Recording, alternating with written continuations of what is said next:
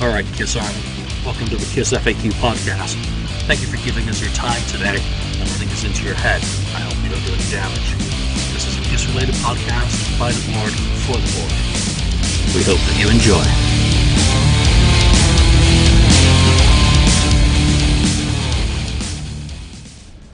Hello, and welcome to the KissFAQ Podcast. I am your host today, Ken Keenan.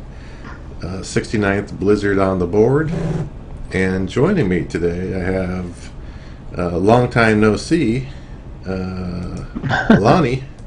I'm back. St. Louis Kiss on the board, and Marcus Almighty on the board. Greetings, sir. So once again, we're missing Julian Gill, our fearless leader out there. He's got a busy life and things going on, and things in life that happens, right? So, before we get started, any news? Anybody have any other news other than we know the Kiss Crew is wrapped up? Not really. I have just a little bit. How about your news? Yeah, that's right. You have. Yeah, let's go to some of your news, Mark. Okay. Well, as people may or may not know, I've just started a pre-order on my next Project Gemini album. So if anybody is interested, you know where to go. You go to the Project Gemini official page on the Facebook group, and there is a link to a YouTube video there that gives you all the pertinent information right there. So if the record will be released on December 1st, from between now and then you can get it on your pre-order, and support the independent music scene. Oh yeah, for sure. I ordered my copy, pre-ordered mine, so Yes, sir. I'm looking forward to it. All right. I guess no other news. So before we get into our topic. Whoa! I got a question. Oh, wait a minute. Go ahead. Oh, how do you have your copy of the new On Tour Vinnie Vincent Invasion cover back there already?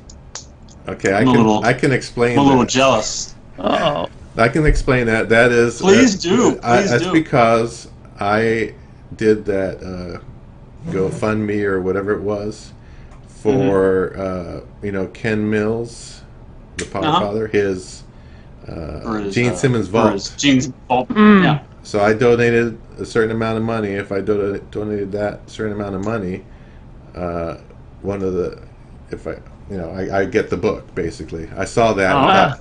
I thought, I was starting to think that's a good one. So maybe I'll do that. And it's a complimentary copy. I don't know if it's the final, but it's probably pretty close to being the final. You're thinking there's some shenanigans going on there. I was starting to think I have really fallen down the totem pole here. Ken's got advanced copies of books and everything. Jesus. He drove over to Julian's there and grabbed a copy. Hey. I figured Julian save me some on shipping, Julian. I'll just go across the bridge here and snag my copy. I thought he might charge me an arm and a leg, so I just went the other way. Secretly, so he wouldn't know he's sending it to me.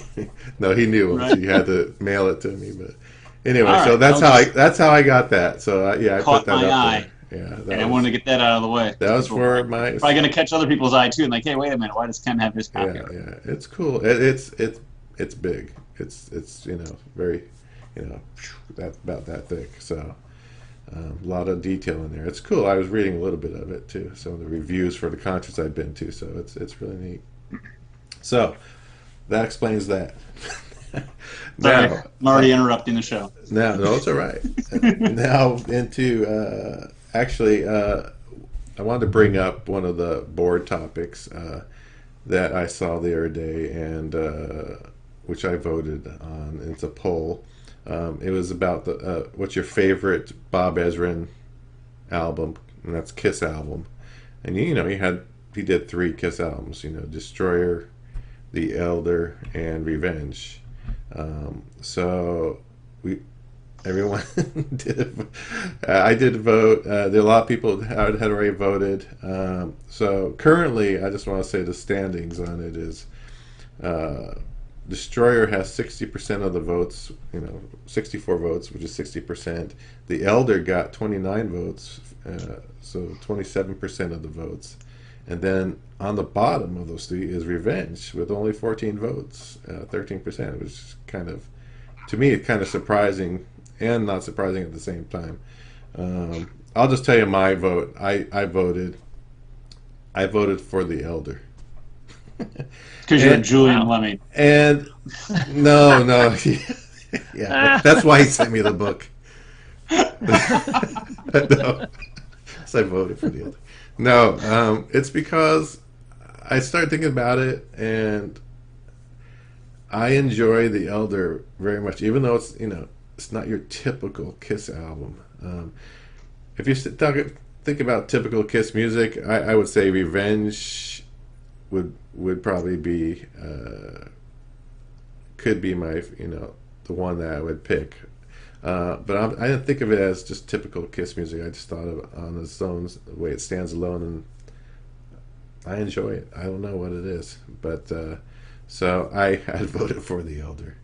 How about you, Lonnie? What do you?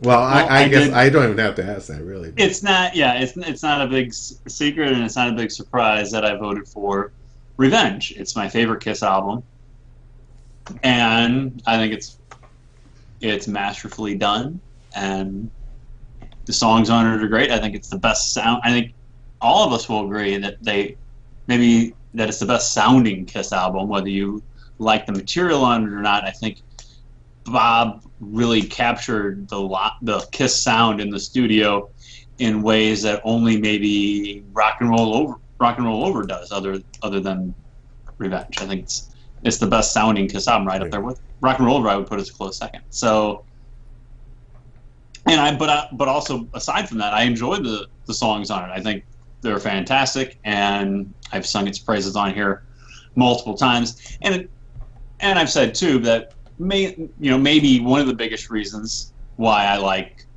Revenge so much is the age I was when I got it. The impressionable 12, 13 years old. Probably one of the reasons why Ken likes Rock and Roll Over so much. Yeah. Because it's an impressionable time in your life when you got it, and it just made a mark on you. So for me, it's Revenge, and I was when I clicked on it, I was really shocked to see how low percentage Revenge got. I was like, really? Did you try to create new user accounts so you could try to bump up the votes? I think Julian, all those other user accounts, Julian already banned from the KissFAQ, so I wasn't able to log on there with those other email addresses. Right. So I was kind of up shit creek, and I was like, I really don't want to create more email addresses. So I was not able to do so. So I was surprised though by that. I honestly truly was, because there's always a lot of threads on the board that talk about how much they like Revenge, or why doesn't Kiss play more off Revenge, and Gene and Paul even talk about Revenge and that, even though they don't play any songs off of it. But that's another topic of conversation. So I was really surprised by the results, and I get it that Destroyer's leading with 60%, because you think about the songs that are on Destroyer and just the Short Rock City, God of Thunder, King of the Nighttime World, Best, Shout It Out Loud, Do You Love Me? I mean, those 6 songs alone, ridiculous. Yeah. As far as a mark on Kiss's career, those 6 songs alone right there. So, yeah. Mark, I'm excited to hear yours, because all Mark does is trash Bob Ezrin on this show. So Mark has to play by the rules. He has to pick one of the 3. He can't cop out and give us an Alice Cooper album or Pink Floyd album, and he can't pick a different Kiss album. He has to pick one of the 3. Okay, well, let me start by saying that I didn't vote, because I think all 3 of them are crap. Never vote for this. So skip the topic entirely on the board. Yeah. I completely bypassed it. I pretended it wasn't even there.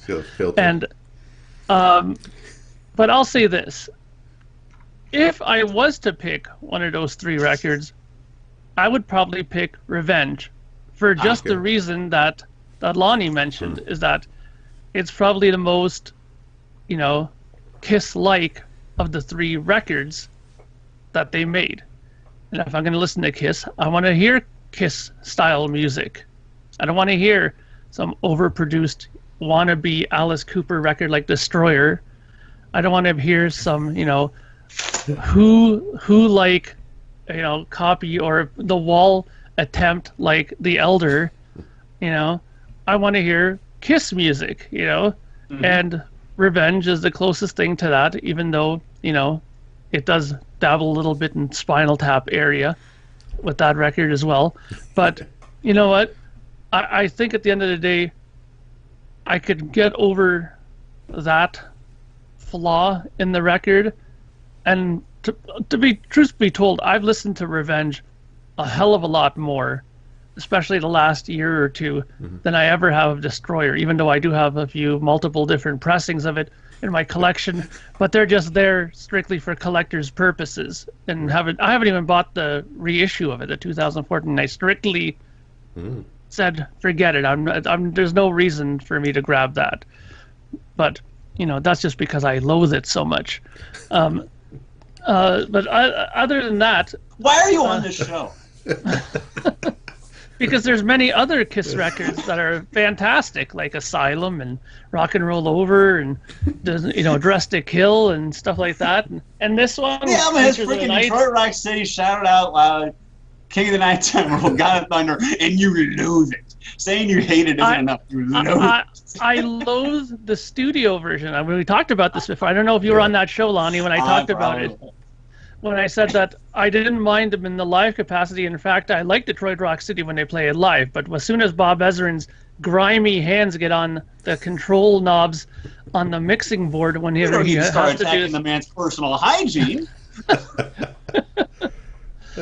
But I don't like what he did with those songs. If he would have gave them a bit more of an edge to them, I think it would have went over much better. And he's done records like that he's done that I actually like sonically. So. And we already talked about those, and you know which ones those are, the Floyds and the Alice Coopers. I love those records. Yeah. Okay, well, that's our votes. And I knew Mark was going to have an issue with it a little bit. So it makes for good That's why it was fun to do. Oh, gosh. All right, so let's get into this week's topic, which is something that Lonnie had kind of brought up, some what if, Kiss what if ideas, if this or that happened in the past. So Lonnie, since it's your kind of ideas, want to throw out maybe your first one? Turn the microphone over to Lonnie. Turn the Lonnie. Lonnie on lead guitar. Okay. So we were trying to come up with a good idea for the show. I mean, everybody's doing Kiss Crew stuff right now, and we all thought it'd just be kind of white noise if we all just did our review of the Kiss Crews, something we didn't go on. Us, right. Let's do a review of us watching YouTube footage. So that was last weekend. Right. And since we don't have someone who went on the show, went on the cruise on the show, let's do something a little bit different. So let's do something fun. And to me, it's always fun to talk about what ifs with Kiss. Oh, yeah. What if this would happen? What if that would happen? We've played the game with what if in 1978 they released a double album or a single album, and picked from the solo stuff. We've done that. Other shows have done that. What if Eric Carr never died type thing? What would have happened with the reunion? We've other shows have done that. I think we've touched on that before too. So I was trying to think of some different what ifs. So first one is, what if in 1983 Vinnie Vincent had gone to a psychiatrist and was on proper medications, mellowed out a little bit, had his mind in the right place, and actually signed his Kiss contract and became an official member of the band. Yeah. And continued to be a member of the band, ongoing, and to Animalize, or what would become Animalize. Maybe it would have been called something. I don't know. Yeah. That's, and continued on with the band in the 80s and became Kiss's long-term lead guitarist in an era that was looking for flashy lead guitarists. Mm-hmm. How would that have made Kiss a more successful band in the 80s? They did reclaim more success when Lick It Up came out and they took off the makeup and they kind of, started climbing back up the ladder. But what if Vinnie would have stayed and Vinnie's songwriting would have been on Animalize and on Asylum? And that being said, so we can talk about that. But that being said, too, Paul and Vinnie really contributing majority of the songs then ongoing. I think the material would have been better on Animalize. Material would have been better on these albums coming forth. And Gene, going Hollywood, is still turning in these turds of songs. Would that have made it easier on Paul Stanley to say, you know what? I got a new writing partner, and I have a new partner in the band, in Vinnie. Mm-hmm. You got to keep in mind, Vinnie's on his right meds. He's taking them morning with his breakfast, with meals, with breakfast, with the lunch, with dinner before he goes to bed. And does Paul get to a point with Gene turning in these turds and he has this new songwriter who's a great lead guitarist too? Does he just say, you know what? I've had enough of Gene. And could you see Paul Stanley kicking Gene out of the band and we're really going out on a limb. Like the second part of this is really out on a limb. Could they have said, you know what, Gene? I'm tired of your lack of effort. And I'm tired of these crap songs you're turning in. Your priorities aren't straight. We're done. We're moving on from you. It's Vinnie and my band moving forward. Well, could that have happened? Would it have happened? And what would have been your reaction? I'm ready to jump in because this is what I think is would have happened if that would have happened, that he would have been properly medicated and all that stuff. I'm convinced that we would have had Vinnie Vincent permanently in the band up until the reunion. I guarantee you that would have happened. Number one, Vinnie Vincent is a great songwriter. Okay, first and foremost, even before his guitar playing, his strongest attribute is his songwriting, I think. So, with that said, we know what kind of great songs the man can write. And if you have someone like Paul Stanley who can go out there and sing the hell out of them at that time, and then help shape them a bit, and you have those right kind of producers like they had at the time with them, you're talking about gold, and not even gold, you're talking about platinum here, okay? And at that time, I remember Vinnie Vincent was all over the magazines. They were talking about his double V guitars in all the guitar magazines, and he was doing endorsements for Jackson and this and that, and Vinnie Vincent plays Laney amplifiers and this and that. He was a pretty on the scene person at that time. I think that if he would have kept it on the straight and narrow, all of that would have just kept building and building and building. I think that what you said about the Gene thing would have started happening, where I think Paul would have started saying, well, you know what? You can submit your turds, but we don't have to take them now anymore, number one. And number two, what I think what would have happened with that is I don't think in 100 years Gene would allow himself to get kicked out of the band. I think it might have forced him to maybe start taking a little bit more effort into it, to maybe not make them into total, diarrhea songs, maybe just more solid turds he would produce, So maybe they wouldn't be just as bad, they'd be better, I think. He would be pressured to make, I think, slightly better material because of that. Because, let's put it this way, a lot of the money musicians make is from the songwriting royalties. If you're out of that songwriting circle, you ain't making as much money. And I think that would pretty well rub Gene the wrong way if he knew that Vinnie was getting now all of a sudden 10 times the money that he's making on a record. So I think that would force him to maybe write slightly better. I still think that Vinnie and Paul would be the main writers if the scenario did happen. And I think that he would stay in the band up until there was pressure to have a reunion tour. That's what I think. Okay. Well, here's my thoughts. I don't know how long of a contract. You're thinking it's a pretty long contract. Sure. Then it's all hypothetical, years. Yeah. I mean, I can't see them doing any more than like 5 years contract, but who knows what the contract was going to be. And I think, though, in the contract, and I thought I heard this, I don't know if it was from Julian or whoever, but if he signed that contract, he was going to release his songwriting, royalties or something like that. But assuming he's going to get his royalties and all that, I think it would be a great thing. It would have been a great thing for the band.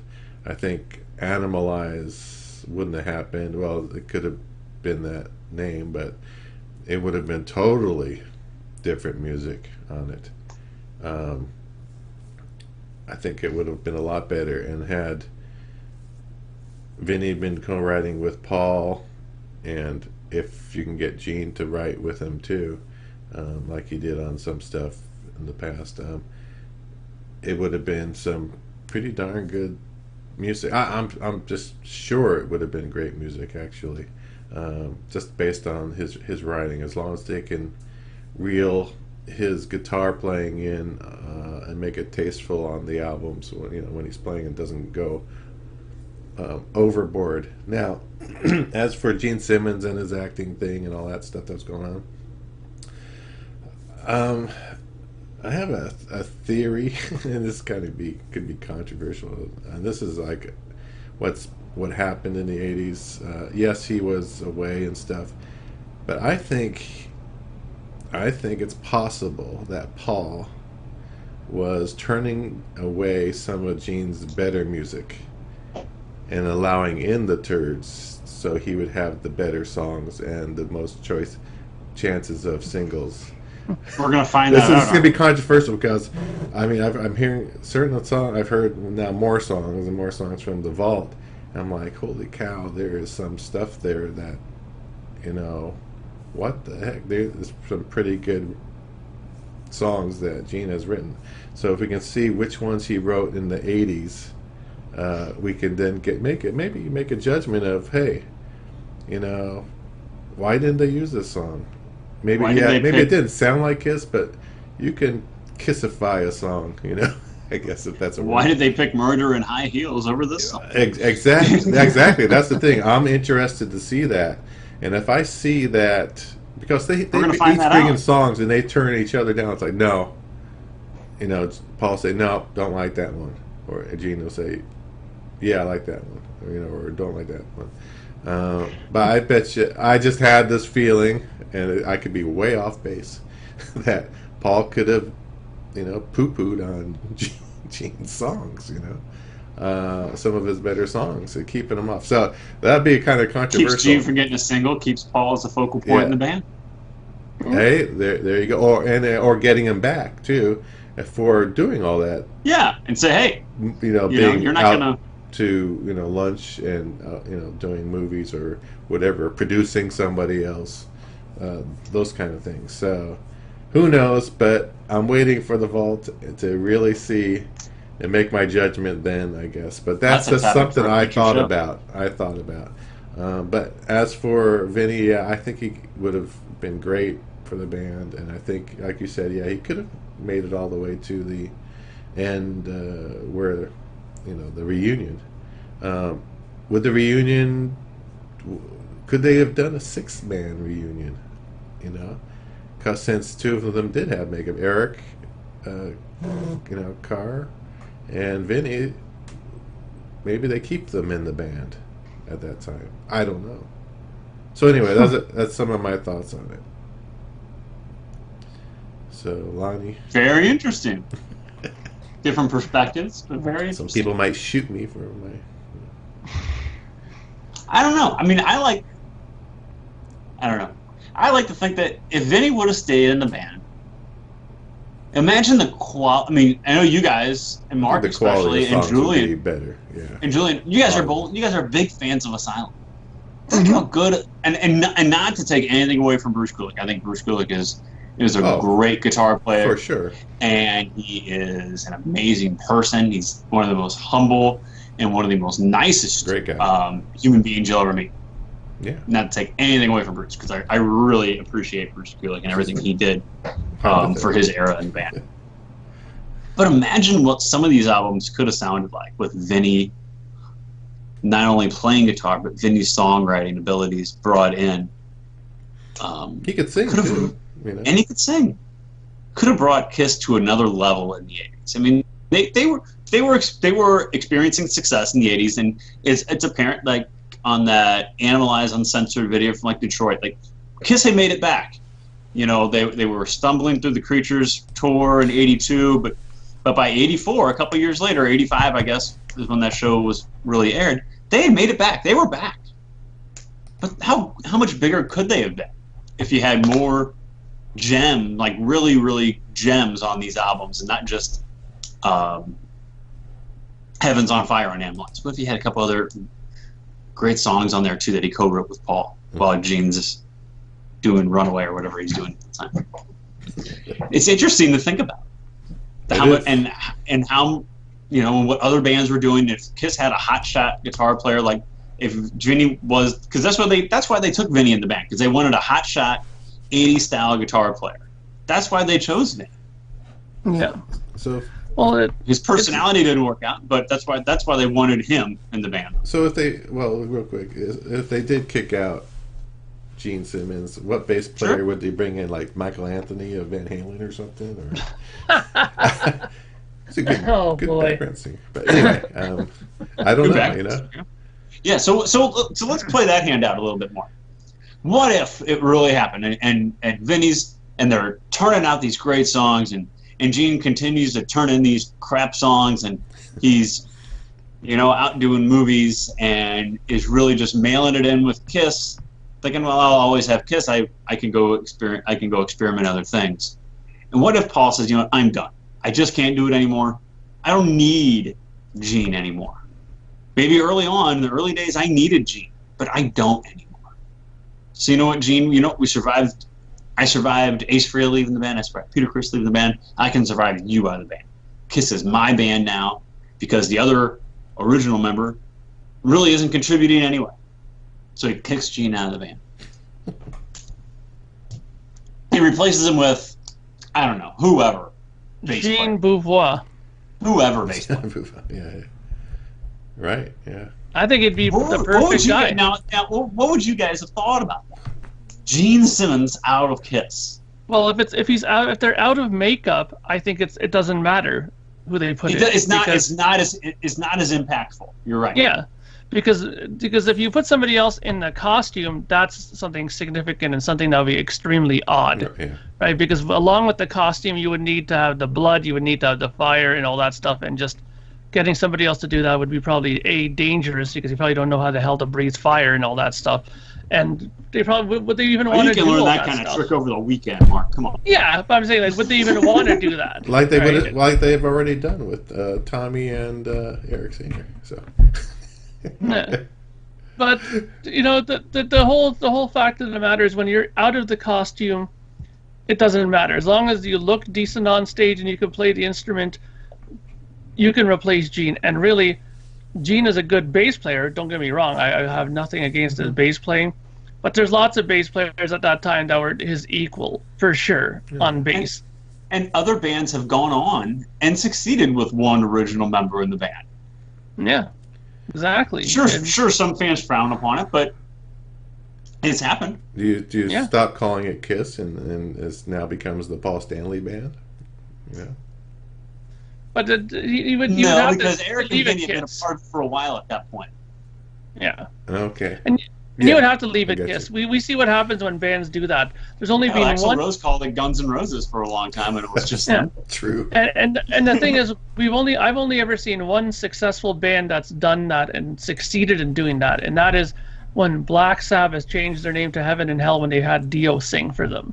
That's the only band that I've just seen that succeeded with that name change, and were just as huge, if not bigger, at that point when he was in the band. But other than that, I can't think of any other band that would have gotten away with that. Like, I don't even imagine Kiss, if they were to do that, to change it to a Paul Stanley band. I think it would tank if they did that. If they left it Kiss and brought in somebody else on bass, I still think there's a good chance that they could have went ahead with it, pending that they had the great songs that they would have with Vinnie and Paul together, and they still have Eric's awesome drumming. It could still work. Bass player X, whoever that doesn't matter. I think it would have been would have been different. It would we be here right now if that would have happened? I don't know. That's very hard to say. Interesting to think about. Yeah, I don't know. Billy Sheehan, Sheehan. Could have, and then it alters It's not a fit. report That's not the of right a fit. reunion tour and everything else that would potentially come after. Yeah. So it's very interesting to think about. Could it have worked? Possibly. Possibly. Could it have failed? Possibly. Yeah, it could have been. Yeah. And say, I'm not supporting, and here, there's people to this day that have a problem supporting Kiss with Tommy and Eric in the band. There would have been people in the 80s that, I'm done with Kiss. I got one original member left. Yeah. Gene I'm just finished. I'm finished. I'm yeah, done. yeah. I'm jumping ship at this point. And Gene was my that- favorite in the 70s, and when they were wearing makeup, how can you kick Gene out of the band? I'm done. And the fact is, I know. Would have happened with some people. And the fact is, I know from speaking with my older sister that she's told me that she knew tons and tons of people who bailed in '79 when Dynasty came out. She knew lots of people that said, I'm done. Like, this disco thing that they're doing, forget it, I'm out. And it didn't help when they did Unmasked for those people who might have said, okay, let me go back and take a peek here. And they were like, no, forget it, I'm gone. No, and A then the lot of other people didn't were help bailed either. then. And then by the time Creatures came out, people had already jumped ship. Yeah. So they might have had a whole new audience that they were bringing in, and that new audience True. maybe might have been more accepting of Gene being away. It's possible, yeah. It's possible it could They have gained succeeded. a lot of new But- fans throughout the And if you 80s. had quality songs, that MTV was and it's the 80s. Yeah. If you had quality songs that MTV was willing to put on, you could have survived. Mm-hmm. Yeah. And you could have succeeded if you had quality songs MTV was willing to put on TV. Here, they played the hell out of Tears Are Falling in '85 when that came out. Oh, yeah, I remember that. Played the hell out of it. Mm-hmm. And that helped the band immensely. So a song like Tears Are Falling, without Gene Simmons in the band, Vinnie Vincent in the band still, could have succeeded still. Yeah. Could have had success. It's possible. Mm-hmm. Yeah. And two different scenarios Interesting. wrapped into one. Two different scenarios wrapped into one. Yeah. Vinnie stays, and then Gene goes on top. Yeah, that's interesting. So what are your thoughts, Kiss FAQ? What do you think about that? It's a good thread that, join in and tell us what you think either on YouTube or on the site. Yeah. Tell us. So what about So, your other one? You ready for another? Yeah, how about Yeah. your other one regarding Eric, Okay. singer? So it's another one, too. It's kind of fun. So let's think about this. If you guys remember, in 2003, when they brought Peter Criss back to do the symphony, I remember reading some interviews with Eric that he was pissed when they brought Peter back. I think so. And I remember reading an interview with him saying he'll never work with Gene and Paul again. And I get it. They've replaced him twice with a guy with inferior drum skills. Mm-hmm. Replaced him twice basically for the name Peter Criss. Really. That's true. Yeah. So what if after they go and tour with Aerosmith, and we all know the reason why they did bring Peter Criss back, because they had to have 3 out of 4 members on that tour, Live Nation wouldn't have booked the tour. So they get done with that tour and said, all right, I think Paul, especially Paul, was really just finished with Peter at that point. Mm-hmm. So they want to keep touring. They want to try to keep the band rolling to a certain extent. They've kind of gotten back in the groove of touring after the farewell tour. And so what if they call up Eric and say, hey, Eric, yeah, we're really sorry.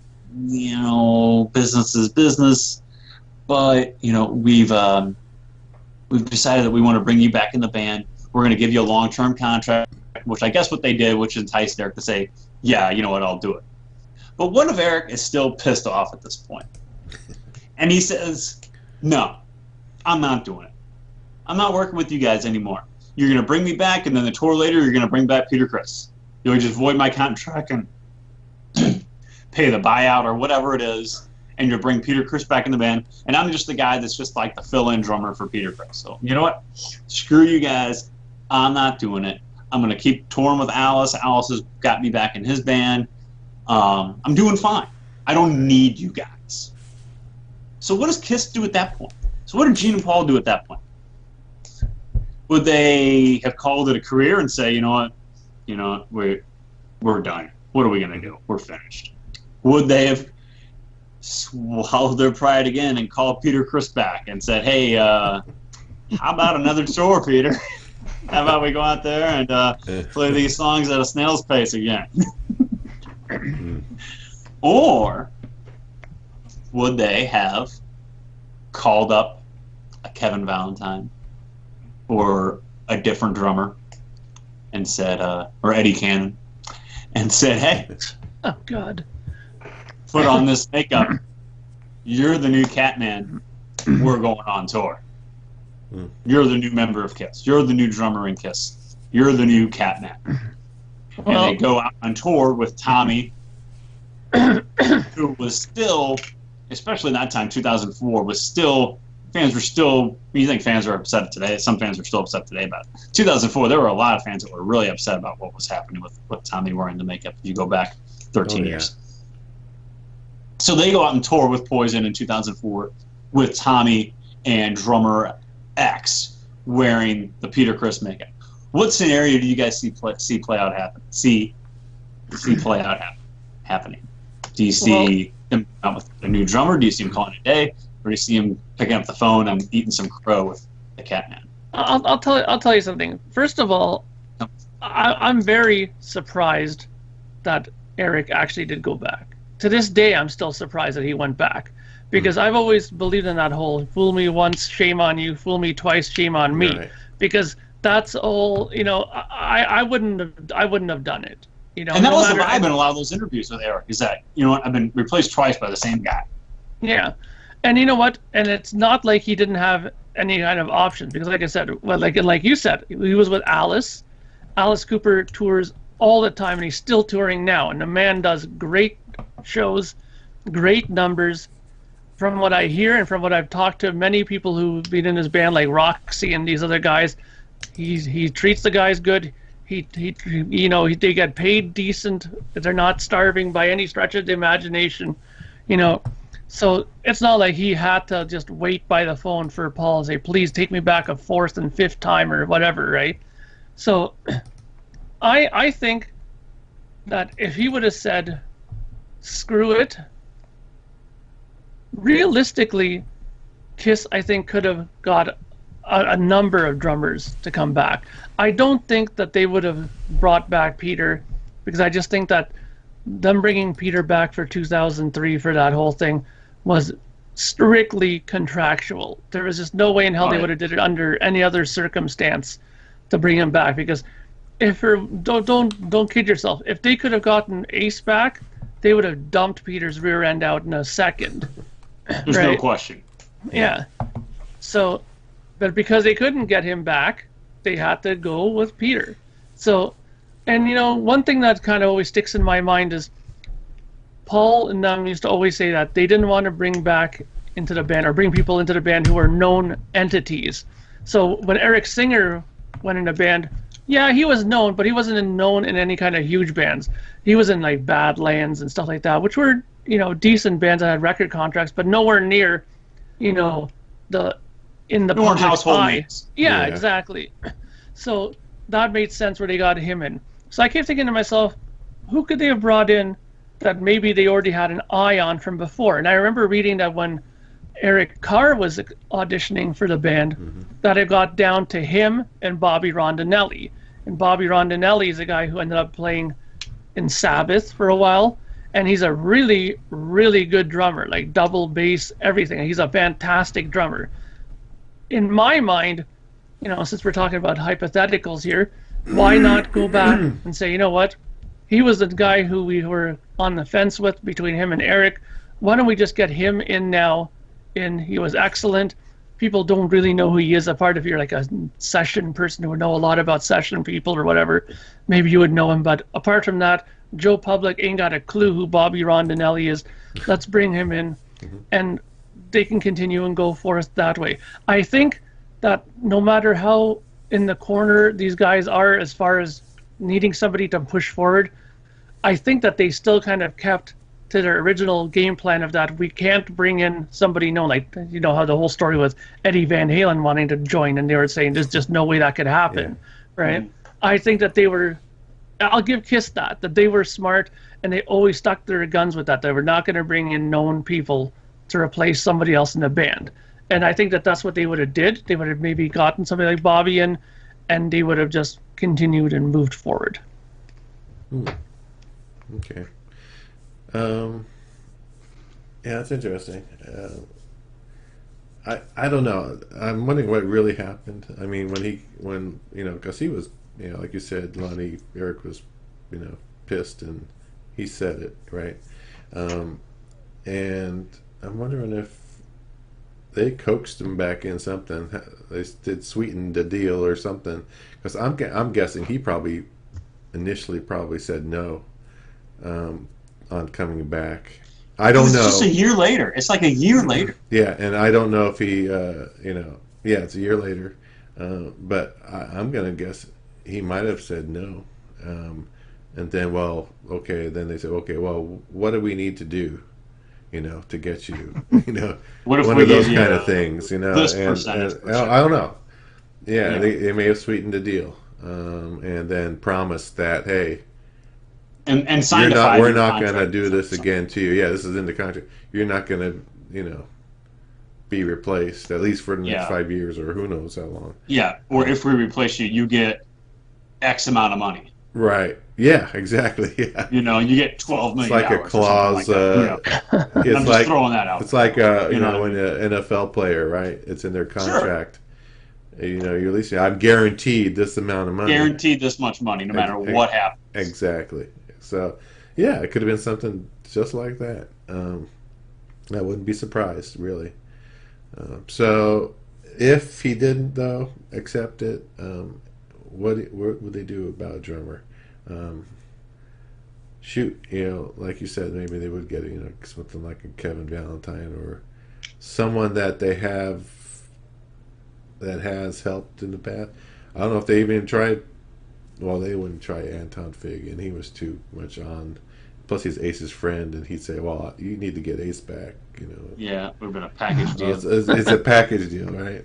That would have been an interesting band, though. So I don't know who they would get. Yeah, like Mark said, probably they'd have to get a no-name guy that's out there, you know, in a smaller band that people just don't know, but they're a solid drummer and can, you know, do all the Kiss stuff, the old Kiss stuff. So, yeah, it's a interesting one to try to, you know, figure out what would have happened.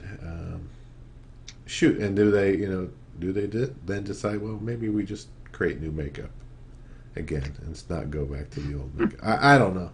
They probably would have thought about it, or again, I don't know. That's kind of a hard one to pick, but.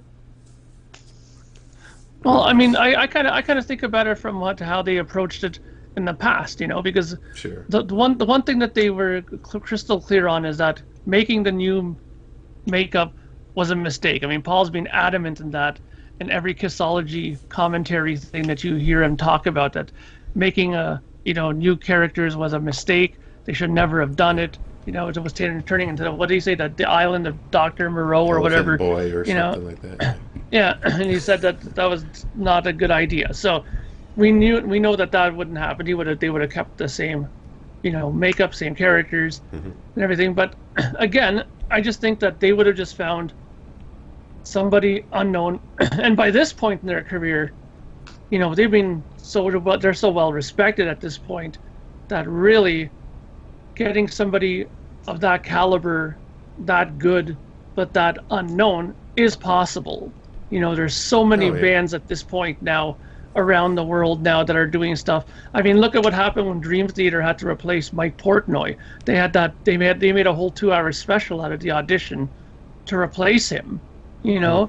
And there were so many people from all over the world, and these people were all fantastic drummers that came in, and some of them I had no clue who they were, and others I kind of had an idea because they were in bands that were sort of, you know, in that medium level circle of bands that were popular, but they were like cult status bands, not really popular, right?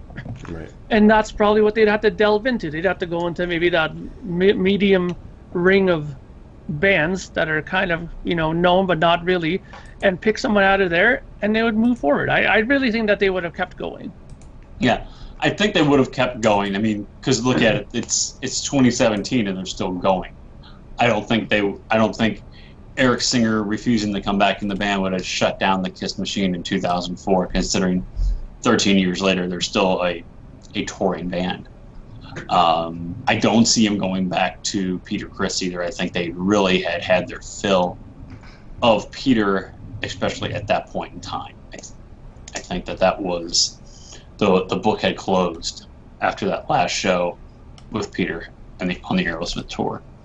So I agree with you guys that I think they would have continued on had Eric not accepted the deal. Yeah. With a lesser known type drummer of the caliber of what Tommy Thayer was. I think that Tommy was in Black and Blue. They had marginal success in the 80s. We had some decent hits. Were they selling at arenas? No. But they were out there, and I think it would have been a drummer of a band of about that caliber, known but not superstar. So I agree with you guys to that point. What I would really be interested in is a couple things. I'd like to see what that contract looks like that Eric Singer signed in 2004. Was there some kind of buyout? Was there some kind of buyout in there that and was some kind of safety net for Eric that we're not going to pull the wool out from under you again? Mm-hmm. And if for some reason it does, we're going to, was there like a buyout dollar-wise in there? If it happens again, where you're guaranteed this amount of money. Was it a 5-year, or what was the length? What were the terms of the contract? What was the length of it that Eric agreed to come back for? Because I was surprised that it happened because of how animate he was when Peter came back for that run. And I think that's another thing too. I'd be interested in an Eric Singer autobiography. I think would be very interesting, not just from his time in Kiss, but like his time leading up to Kiss, how he bounced around from Alice to Lita Ford to Black Sabbath and Badlands and everything that landed him to Kiss in '92. And then I would be interesting, but I think this little gray area from like 2001 when he came back until 2004 when he became a permanent member of the band again, I think would be a very interesting to hear him open up about that time in his life. Unfortunately, I don't think we'll ever hear about that, especially while Gene and Paul are still with us. So, or maybe or I don't know. But after Kiss is shut down for a while, completely shut down. I think that's one reason why we haven't seen a Bruce Kulick autobiography either. Definitely. He's cease and desist. He's on the inner circle. Though I'd love to ins and outs. Him and inner workings. Then Tommy Thayer too. So all of them. Shoot. It would be, get some money. I think it'd be very interesting for interesting minutia, to borrow a term. So, do we have time for a third one, or try to keep it quick? Your third. You do a third one. It's not going to be. Should go not as in depth as the other two. Yeah. Okay, let's do the third one. Yeah. We're under an hour. We're still good. So the last one is in 2009. Gene and Paul are ready to ramp up Kiss again. They've been touring kind of sporadically after the Rock the Nation tour for a couple of years, and I think they were ready to ramp things up again. And they decided they're going to do an album with Sonic Boom. What if they decided that instead, there's a reason why we've been flopping around the last couple of years and not doing a whole lot of touring, and they used Eric and Tommy as the scapegoats. This is why we've been flopping around and not doing a whole lot the last few years. It's all hypothetical. Don't get all upset, Eric and Tommy lovers. And they decide that, what? Let's do the reunion album we should have done 11 years ago. And let's bring Ace and Peter back. This is 2009 still. It's 8 years ago. maybe some of our musician skills are still a little more intact than they would be today with the drummer. But let's bring Ace and Peter back and do the Kiss reunion album we should have done 11 years ago, with all four of us playing, all four of us contributing, all four of us in the same room at once. Would that happens? Would that have made an impact on the album sales, on the public's interest, and would it have made a difference on the ensuing tour? The tour was a successful tour, that arena tour they did in fall of 2009 across North America. Very successful, because they hadn't toured the U.S. in quite some time at that point. And that tour was very successful, coming off the heels of Gene Simmons' Family Jewels as well. That played a role, too, as much as we may not want to believe it. It did play a role with the public's interest in the band, because that show was very popular for a long time. So what do you guys think? If they brought back Ace and Peter for that album, would that have really made a difference?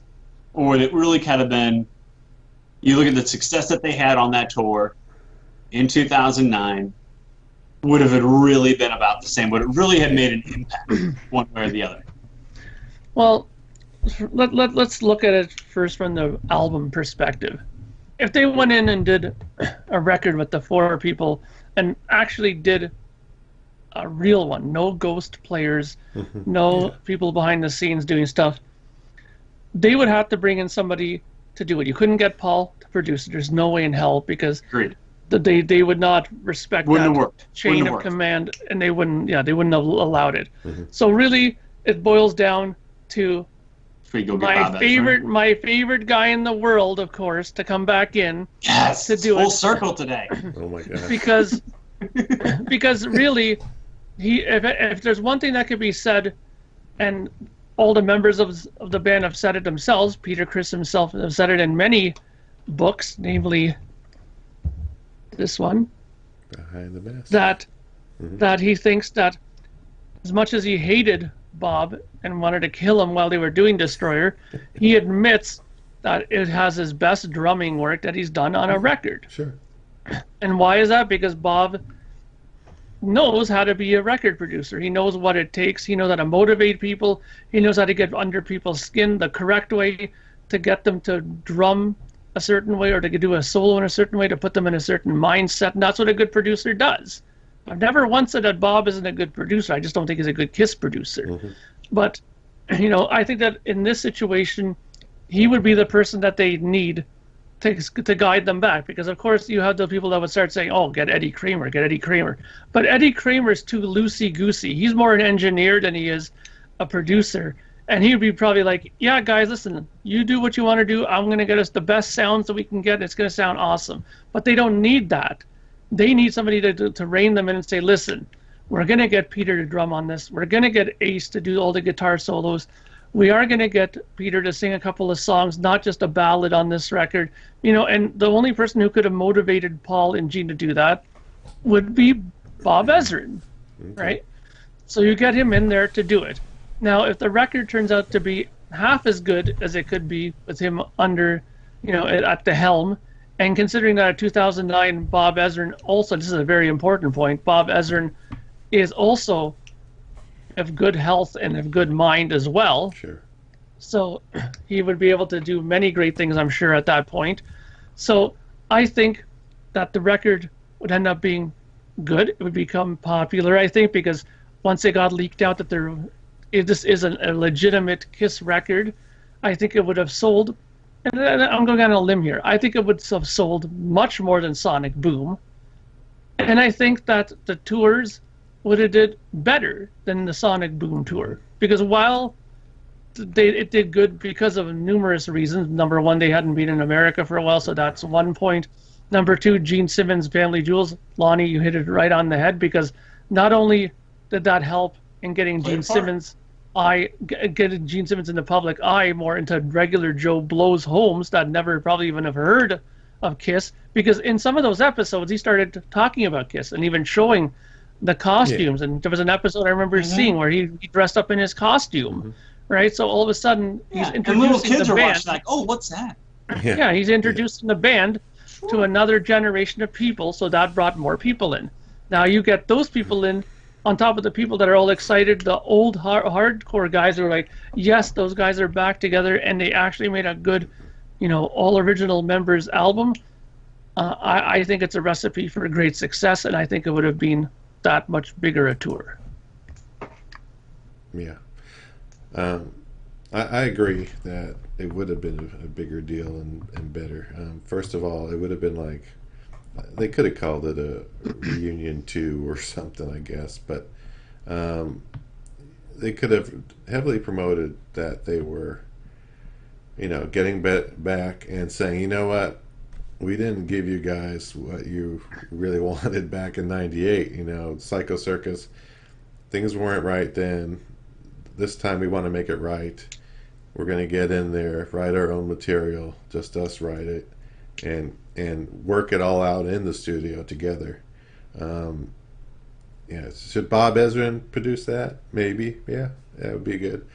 Or someone else, or someone they haven't gotten. Or do you bring even someone like, even a Michael James Jackson back in if he's not, scared to come back out of retirement or whatever.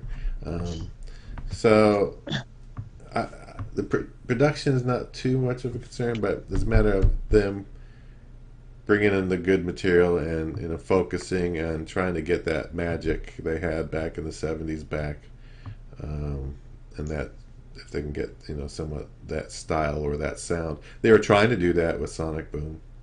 They were trying to go back to that sound. It was hit and miss, they tried and it didn't quite make it there, but I think it could have been a better album. I think it probably would have been a better album. Ace was, sober at that time already, in 2009, and maybe Peter is, rested enough to handle what he needs to do. So, yeah, I think it would have been better. I would have think the tour would have went over bigger than it did, actually. And I think the album probably would have been their first number one, because they were close with that one. I think it would have pushed. I don't think they get beat up by Michael Bublé. Yeah, Michael Bublé is the one. Yeah, I think they would have beaten out stupid crap that I remember. Yeah. And if they properly promoted it, where they're saying, this is the 4 guys we are playing on this album. Even showing videos, showing studio footage. They showed some studio leading footage up back to it then, coming right? out on Kiss Online. Remember that? Yeah. You did that. If they showed them all in the studio playing, hey man, I'm in, man. It's gonna be a cool thing. So I think it would have been very cool, and it would have worked. I really do think it would have worked. I think it would have been huge when you think about it. There was a lot of promotion for Sonic Boom already with the whole Walmart exclusive. Yeah. Kiss M&Ms at the time, and just different little trinkets going on. The Kiss Mr. Potato Heads came out too, and they were doing their best to try to promote the band and trying to promote the album at the time. And I think if you would have added that layer on top of it, that it is, for lack of better terms, and I don't want to get killed for it, it is the real Kiss. With the 4 original guys, and they promoted it as such. And like Ken said, show studio footage on Kiss Online of the 4 of them in the studio together, working through these songs. Even if you're just showing snippets of them, maybe not showing like full things, but just showing snippets of them, working through some of these songs in the studio, kind of showing each other, no, it goes like this, or no, then it does this, whatever.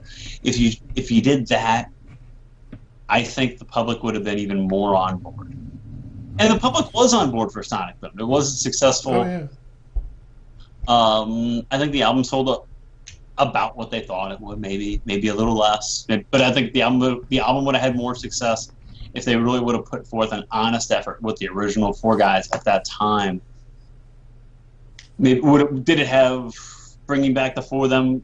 Would it have been sustainable? probably not, and that's probably at the end of the day why it never happened. Yeah, maybe. Because it wasn't sustainable. I mean, it wasn't sustainable in '96. By 2000, it was falling apart. If they would have brought it back in 2009, by few more years. 2010, 2011, would it be falling apart? You know what I mean? Yeah, And then they're right back where they were Same again. cycle. Yeah. And then they're right back where they were. Hey, Eric. Hey, Tommy. So Yeah. let's One more go on time. tour. Yeah.